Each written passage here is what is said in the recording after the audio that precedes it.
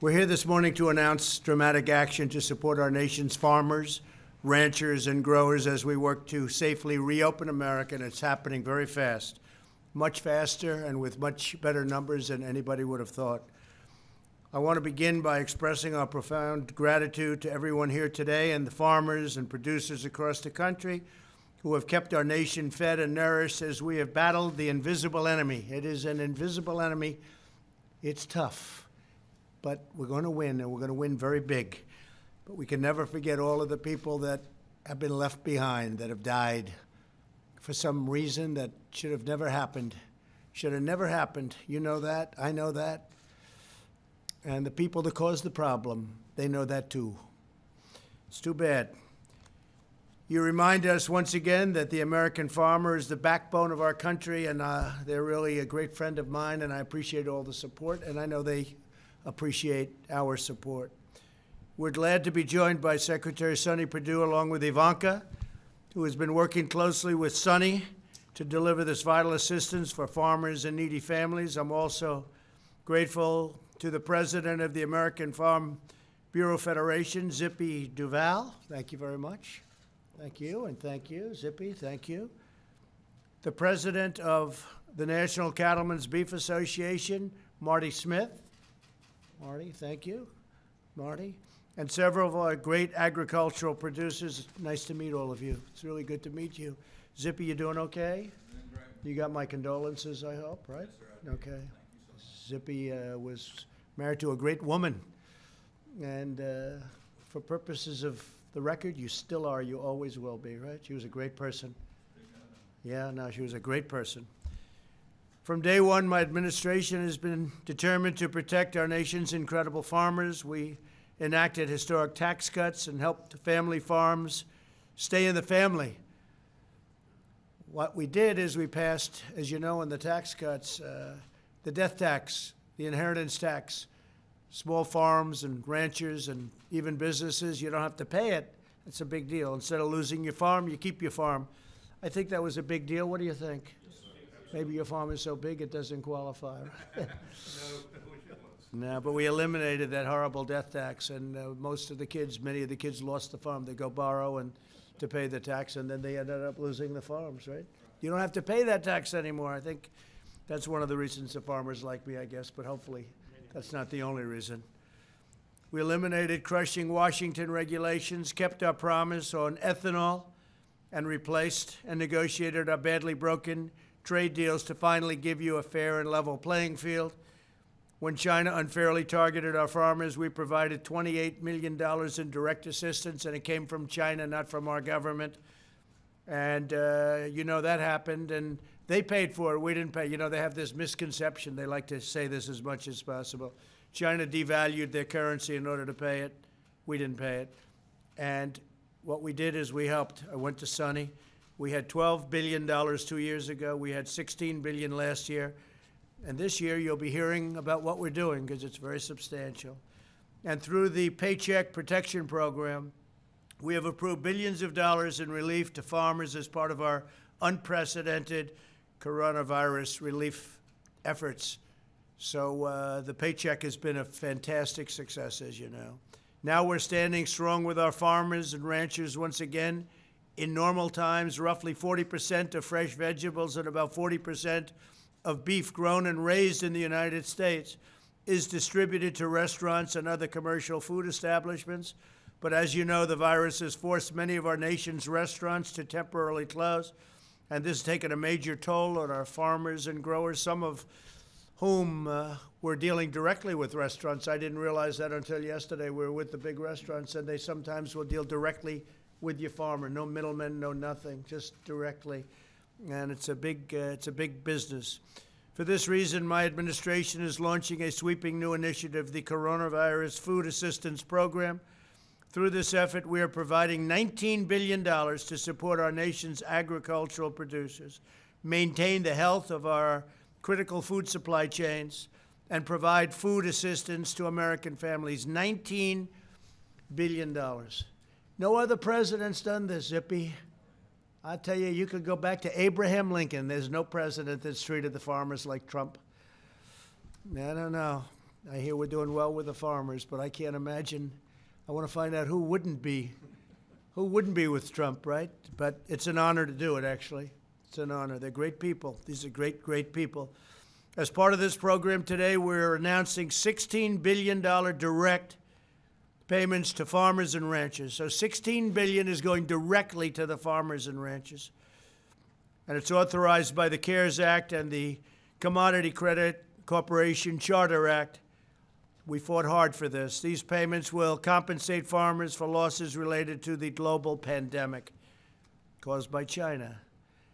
We'll be providing billions of dollars for corn, cotton, soybean, and specialty crop farmers, cattle ranchers, just about every category. I think we have almost every category, and if we don't, we're going to add them, all right?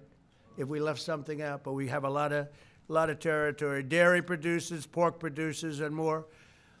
I read yesterday where we take some cattle in from other countries because we have trade deals. I think you should look at terminating those deals, all right? We have trade deals where we actually take in cattle, and we have a lot of cattle in this country, and I think you should look at the possibility of terminating those trade deals. Now, if a country's been a great country and a great ally and a great friend, it's, you know, you have to do that. But there are some countries that are sending us cattle for many years, and I think we should look at terminating.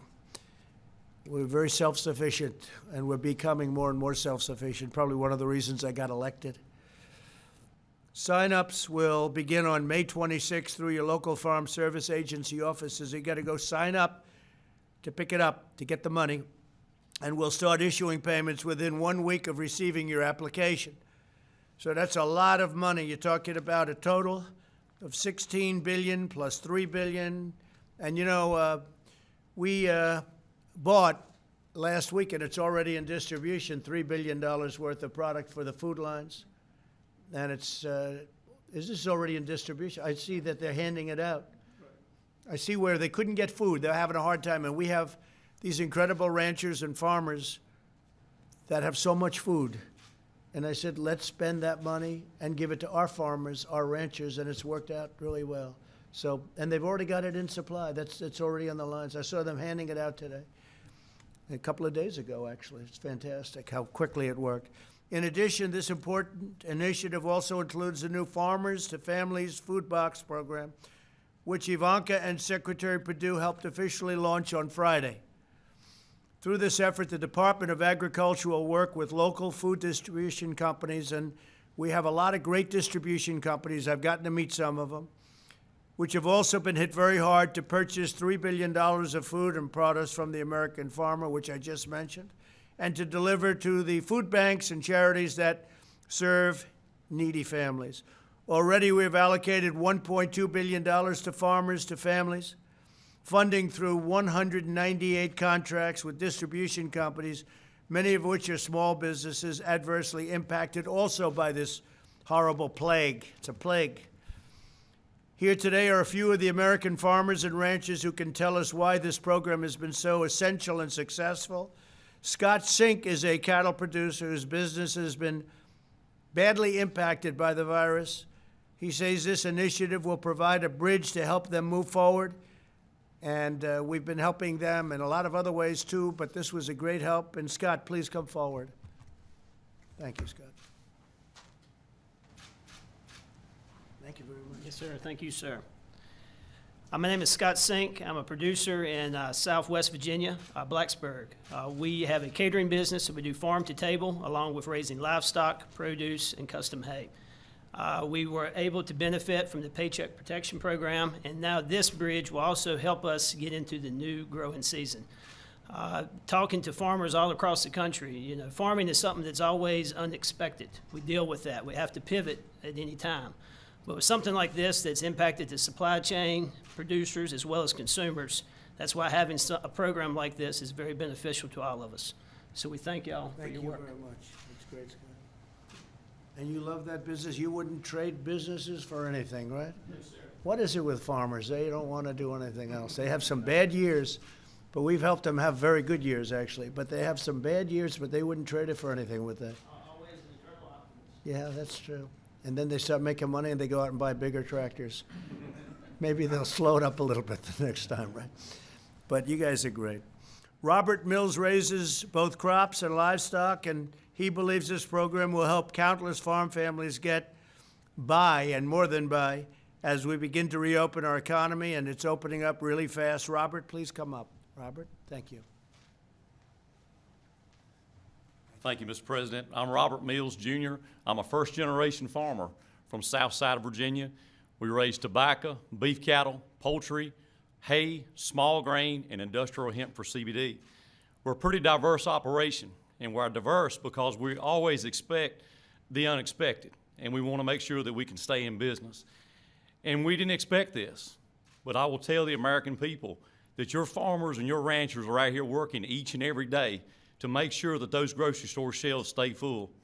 And it's administrations like President Trump's administration and the forethought that he's had with the programs that's been put in place, and the one that we're talking about today.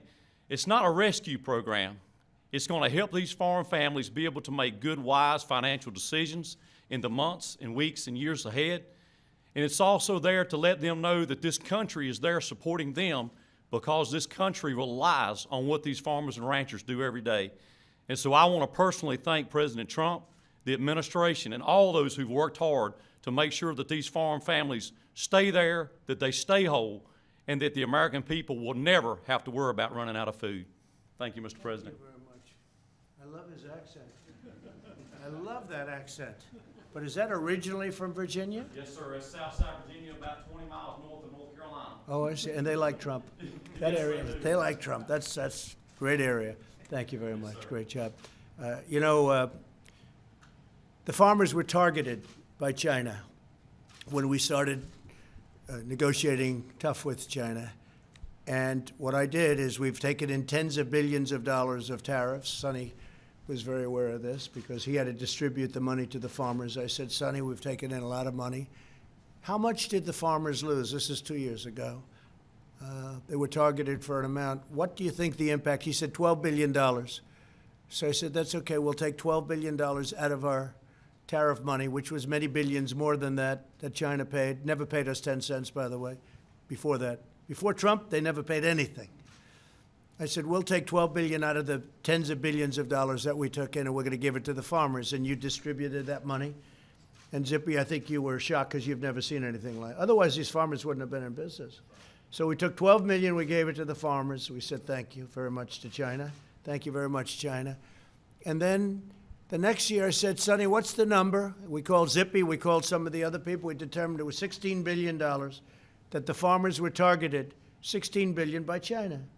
So I took $16 billion out of the tariffs, which were many, many billions of tens of billions more than that. We gave it to the farmers, right? And this year, the same thing. It's been pretty amazing. And the farmers are doing fine. One of them said, I do better this way. But you know what? They don't want to do better that way. They just want a level playing field. But we took care of our farmers, right? And ranchers. Thank you, Robert. That was great. Appreciate it. David Hickman is a vegetable grower who runs Dublin Farms in Virginia. His potatoes will be among the produce distributed to local food banks through the Farmers to Families program. And David, please come up and say a few words. Hi, David. Thank you, Mr. President. I'm David Hickman with Dublin Farms in Horntown, Virginia. We are a fifth-generation operation, produce fresh market potatoes, redskins, yellows, whites. This program is going to help tremendously with the movement of potatoes this summer. For us, we have 6 distributors who are our current customers that are doing the food box program. So our potatoes will be in some of these food boxes. We've submitted bids for 5-pound bags to go directly to the food banks of yellow and white potatoes. So certainly going to impact the Virginia potato business. So you have 5-pound bags. What other size bags do you have? We have a packing operation. We pack 5-pound bags, 10-pound bags, 50-pound bags, and then 2,000-pound bags that go to other packers. But a lot of our business goes into the terminal markets also. That's dependent on restaurant business, so we're anxious to see our restaurants get back up. Certain sizes of potatoes are used primarily for food service, so it's So is important. potato a big business in Virginia? Regionally, it's a big business in our area called the Eastern Shore. And how does that area compare with Idaho? Oh, we're very, very, very small compared to the Idaho production, but we fit a niche between Florida and North Carolina's spring production before. Is it a very similar product, would you say, or is it different? No, the Idaho potatoes are like the russet, long potato. right. We grow red skin potatoes and round yellow potatoes Could like the you grow Yukon. in Idaho? We type do, but potato we, here? we fill a different market. That's very good. Our I potatoes. don't know, just interesting to me, right? Yeah, What our do I know potatoes, about potatoes, right? yeah, our potatoes are shipped right from the field to the store. No, it's great. Where Idaho, they store them through the winter. Wow. And we also grow green beans for fresh market, which is largely dependent on restaurant business. That's good. Also grow corn, And you soybeans love that for the business, poultry. right? Been in it all my life, yes, sir. On my home farm, there's been potatoes planted there since 1887, which is sort of unusual in the country. All different parts of that field farm has been in potatoes. It's a beautiful Sometimes. business, beautiful way to We live. appreciate what you're doing for us. Thank you very much. I Thank you. appreciate it. Great job. Gave me a little education on potatoes. That's interesting. I wonder if the media enjoyed that. I don't think so, but that's okay. I might. Be careful. I might. I'll be there. We're going after Virginia with your crazy governor. We're going after Virginia. They want to take your Second Amendment away. You know that, right? You'll have nobody guarding your potatoes. As each of you demonstrate, a healthy economy is vital to maintaining a healthy society. And by working together, we can restore our economy, shield the vulnerable, care for the needy, deliver world-class health care, and vanquish the virus. And I have to say, the job you do is so powerful and so important. The American farmer is very critical to the success of that mission. And what I'd like to do is, just before I finish, I'd like to ask Zippy to come up and say a couple of words, because he really is at the forefront of so much of what we do. So Zippy Duval, come on up. Well, thank you, Mr. President. I remember 4 years and several months ago, I won the election to be president of American Farm Bureau, and candidate Trump called me, and he says, I'm going to be a friend to the farmer. And Mr. President, I'm here to tell you today, thank you. You've lived up to those words that you made to me that day. I represent all farmers across the country. I also farm. My son and I'm third generation, my son's fourth generation. We run a 400 cow beef cattle operation, and we grow chickens for Pilgrim Pride, about 1.5 million chickens a year. And the farmers across America are very appreciative, Mr. President, of what you've done. You've stood behind us during the trade war. You stood behind us during all the difficulties we went through. And now with the pandemic, you stood behind us again. And you know, and you've made the comment, we're the only group that comes to the White House without our hand. We don't come with our hands out. That's true. We want that level playing field. We want that trade. We want to be able to make our money from the markets. But we appreciate, when we're going through difficult times, that you stand behind us. This pandemic's made us realize one thing. We live in the land of plenty. But there's a food chain that is just as important to us as our military is. We have to be able to feed our own people. We can't afford to be fed by other countries. That makes us a national security issue, and we know that you realize that. And I think the American people, unfortunately, have had to go to the store and see some empty shelves. And we all now realize how important that chain, that food chain is, and the farmer is that very first link. Without that support, we wouldn't be there to produce that food. Our farmers are still farming. Hashtag still farming. You'll get some great stories. We've touched over 50 million people with that hashtag, talking about what farmers are doing, still farming. But we want to thank you. We want to thank Secretary Perdue for his hard work, and his staff's done an excellent job putting this program together. And we want to thank Congress for thinking about agriculture too, and delivering it to your desk for you to sign. So many thanks for helping the people that feed the American people. And we look forward to continuing to work with you, Mr. Trump. We appreciate it. Thank you very much. Thanks, Zippy. That's true. 4.5 years ago, I called Zippy. Never spoke to him. And he liked me, I liked him, and I don't know. I got good support right from the beginning, but we've come through. we've come through. Absolutely. She's a great woman. Great woman. Thank you very much, Zippy. So just to conclude, American farmers, ranchers, and growers feed, fuel, and sustain our nation. They're proud defenders of the American way of life, and I'm proud to stand right by their side in this hour of need. And the food chains are now back to almost working perfectly again. They had some interruptions, which you knew about, and we were able to take a very bold action. You saw that. And that action caused them to do what they had to do. And they're in good shape, and very shortly they'll be in absolutely perfect shape. But people were worried about that. The action we took was a very important action, Larry Kudlow, wasn't it? We did a good job. Now I'd like to ask Secretary Perdue to say a few words, followed by Ivanka and Marty Smith, if I could. Okay, please. Please.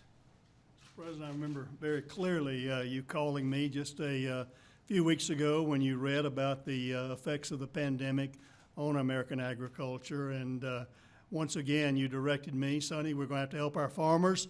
Bring me a program. What's it going to take? I want you to use all the available resources at your disposal, just as you've done before when China retaliated against our farmers there. I don't know how, Mr. President, but you instinctively know that American agriculture, farmers and ranchers have been the bedrock of our American economy since the founding of our nation, and still are, and been talked about the food supply chain. You know that instinctively, but I want to tell you, I've never in my lifetime seen another president recognize that value among the folks standing here, and they're representing farmers and ranchers all across the country. So we're very appreciative at USDA that we don't have to push the rock up the hill. Usually when it comes to President Trump, the rock's coming down the hill. I have to catch it. So we appreciate that very much, that we don't have to sell you on the value of agriculture. But the program that we're announcing today will be a benefit. The $16 million of direct payments to farmers of all sizes and all production there will be very helpful, a real lifeline. But certainly the program that Ivanka and I were privileged to go out last Friday to Coastal Produce that you see here is also a lifeline, not only to those specialty crop producers, both dairy producers and meat producers, but also to the families who need this food. You can see this is high quality food here that's being distributed all across the country to our food banks, and really a lifeline for them as well.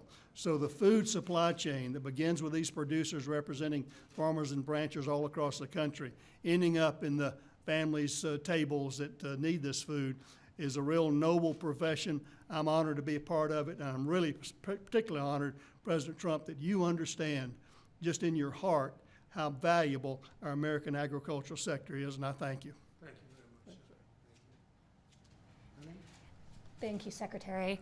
This is an incredibly exciting day as this very large relief package is announced. And you can hear today, and you can hear through the course of the campaign in the last 3 years, the special place all of you have in the heart of this president.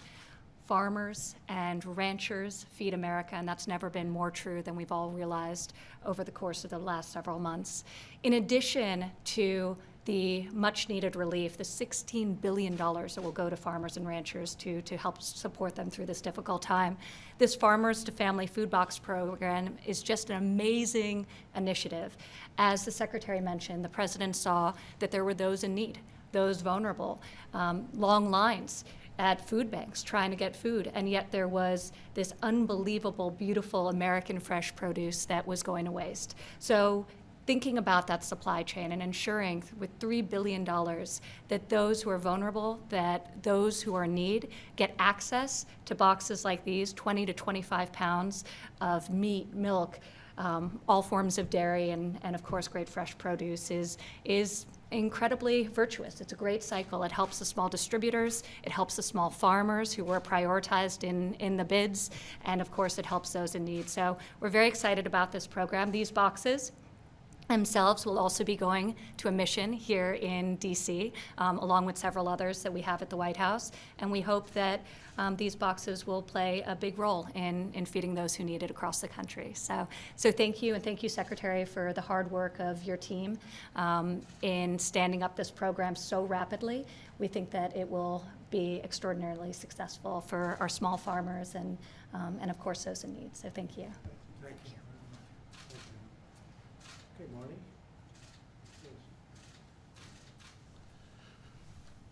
Thank you, Mr. President. You have provided unprecedented leadership and to the United States and to the world throughout this crisis. And with that, you have shown so much concern and so much support for American agriculture. And on behalf of the National Cattlemen's Beef Association and the rest of agriculture, I want to say thank you. I'm Marty Smith, and I'm a rancher from Florida and serving this year as president of the National Cattlemen's Beef Association. Your executive order a few weeks ago directed toward the packers. We're starting to see the impact of that. We're getting beef, pork back online and getting the products back on the shelf. You know, America's farmers and ranchers continue to work around the clock to feed the public, to feed all of our nation, feed a large part of the world. What you've done with that and what we're doing with this current program enables us to stay in business and continue to do that. Again, we thank you for that. We thank your administration. Working with Secretary Perdue has just been a great way for us to all move forward. But even more importantly than that, I want to thank you and your family. You know, with us, it's all about our families and our family operation. Your family is just as dedicated to this, and Ivanka, we thank you for the support you've shown to us. It's just, it's so meaningful, and together we get through this and we do beat this. And we keep the highest quality, safest, most sustainable protein sources on the plate of Americans all through this. And we thank you. Thank you very much. Thank you. Okay, any questions real quick? Mr. President? I'm going to Capitol Hill, so. Mr. President? Thank you. Will any of this aid be directed towards cattlemen, chicken farmers, and pork producers who have had to euthanize their flocks already because of the pandemic? Do you want to answer that question? Yes, we're gathering that data now. This particular direct payment is not directly for that. There will be help coming through NRCS over the euthanasia and disposal coming that way. So there will be certainly directed there soon. Do you know when we can expect some of that guidance? Yeah, it'll be after this is announced and we get more data. There are a lot of rumors out there about what's actually happening. We want to get the facts and the data and make policy based on good data. Thank you. Something that's being looked at separately. Mr. President, how is your administration addressing the comorbidities that Secretary Azar said are responsible for a lot of the coronavirus deaths? Obesity, hypertension, diabetes, obviously very closely connected to our food supply. Well, I think we just want people in this country to be healthy. How does every country address it? We want our people to be healthy. We want them to be happy, and we want them to have all of the benefits that you can have, including great health care. The Republican Party has been very strong on health care, as you know, and that includes pre-existing conditions. And we have done a terrific job on health care. Then we got hit by a plague like nobody's ever seen before, outside of maybe 1917. And I think we've done an incredible job in producing ventilators and producing testing right now. You probably saw the numbers were over 12 million tests. That's 4 times more than any other country in the world. And we're talking about countries that have done a good job. Nobody's done testing like us. Plus, we have the highest quality test. So very simply, we want our people to be healthy. With Steve, diabetes, hypertension, and obesity, specifically, that's very closely connected to the food supply. How are you addressing those specifically? Your own Health and Human Services We wanna get Secretary people said sure. that's why America has so many COVID deaths. We want to give people great food, and that's one of the reasons we have our farmers and ranchers involved. Could you talk a little bit more about this problem? You say it's a problem of importing cattle from other countries. What is the problem there? Well, it's a relatively small number. Actually, I heard Sonny speaking about it yesterday. It's a very small number, but it's still cattle coming in. We have tremendous amounts of supply, cattle, and, all, but generally speaking, supply. Tremendous supply. Our farmers have done an incredible job. And now the distribution is being made much better than it has been, and better, I think it'll end up being much better than it's ever been, Zippy. But I'm saying, why are we bringing in cattle? Old trade deals that were made a long time ago, why are we bringing in cattle from other countries when we have so much ourselves? Now, in some cases, I thought your answer was very good. They've been great allies. They've been working with us for many years. Sometimes we needed the cattle, and sometimes we don't. It's a farming business. But I would say, generally speaking, unless this is a country that really has been with us, we shouldn't be taking their cattle. You know that, okay? And that's the way we're gonna handle it. Could I, on a separate subject, you sent a letter last night to the WHO. Yeah. What reforms do they need to do to? Well, it says so in the rectify letter, their- so I don't wanna go through it. The letter's a very detailed, long letter. But basically, they have to clean up their act. They have to do a better job. They have to be much more fair to other countries, including the United States, or we're not gonna be involved with them anymore. We'll do it a separate way, okay? On capital gains.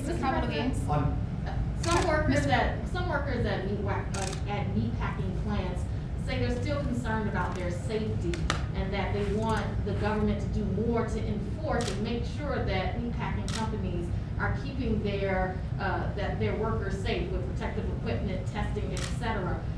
Is there any more that you plan to do to make sure and enforce that meat packing companies are keeping their workers safe?